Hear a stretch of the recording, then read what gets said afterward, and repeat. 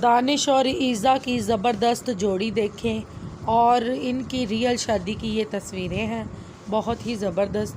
दानिश और ईज़ा की जोड़ी आपको कैसी लगती है कमेंट्स बॉक्स में ज़रूर बताएं।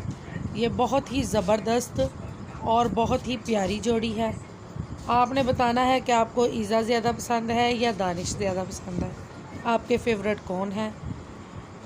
अगर मेरा चैनल अच्छा लगे इसे लाइक कीजिए, सब्सक्राइब कीजिए, बेल आइकॉन को प्रेस कीजिए ताकि मैं आपके लिए नई से नई वीडियो बनाती रहूं।